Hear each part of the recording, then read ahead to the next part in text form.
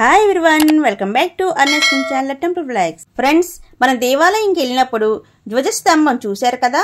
దేవాలయానికి ముందు ఎందుకు ఉంటుంది? ధ్వజస్తంభాన్ని దర్శించకుండా మూల విరాటాన్ని చూడకూడదు. ఎందుకు? ధ్వజస్తంభం ఒక రాజు అండి, అతనికి ఇచ్చిన వరం. ఆ కథ ఏంటో తెలుసుకోవాలనుందా? వినండి. ఆ రాజు పేరు మకరధ్వజుడు. అతను మణిపుర రాజ్యానికి రాజు.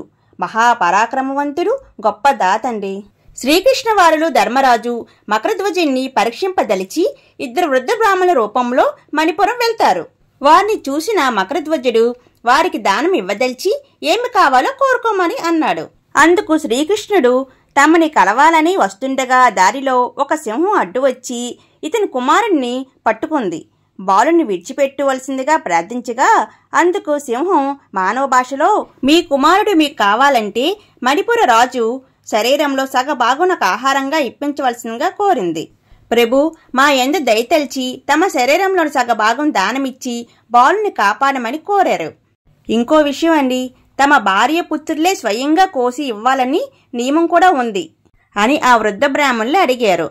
ఓ అంతేనా అని రాజు అంగీకరించి భార్యాస్థితులు అతని శరీరాన్ని సగంగా కోయటం చూసిన ధర్మరాజు అతని దాని గుణానికి నివ్వెరపోయాడు. ఇంతలో మకరధ్వజుని ఎడమ కన్ను నుంచి నీరు రావటం గమనించిన ధర్మరాజు, తమరు కన్నీరు కారుస్తూ ఇచ్చిన దానం మాకు వద్దుగాక వద్దు అన్నాడు. అందుకు మహాత్మా, తమరు పొరపాటు పడ్డారు. బాధపడి నా శరీరాన్ని మీకివ్వటం లేదు. నా కుడి భాగం పరోపకారానికి ఉపయోగపడింది.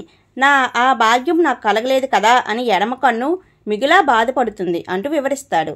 బేష్ మకరధ్వజ, దానశీలతకు మెచ్చిన శ్రీకృష్ణుడు తన నిజరూపం చూపి ఏదైనా వరం కోరుకోమన్నాడు.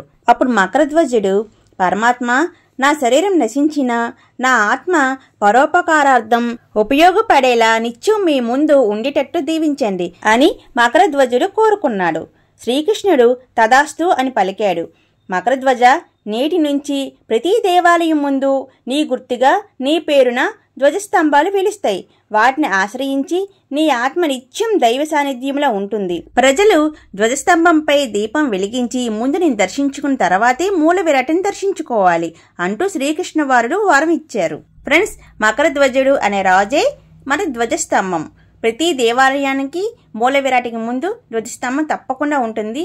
ముందు ధ్వజస్తంభం దర్శించుకున్న తర్వాతే మూల విరాటిని దర్శించుకోవాలి. ఇప్పుడు మీకు అందరికి అర్థమైంది అనుకుంటున్నాను. ఫ్రెండ్స్, ధ్వజస్తంభం కథ విన్నారు కదా. నచ్చితే లైక్ అండ్ సబ్స్క్రైబ్ చేయండి. ఎవరికైనా షేర్ చేయండి. Please comment.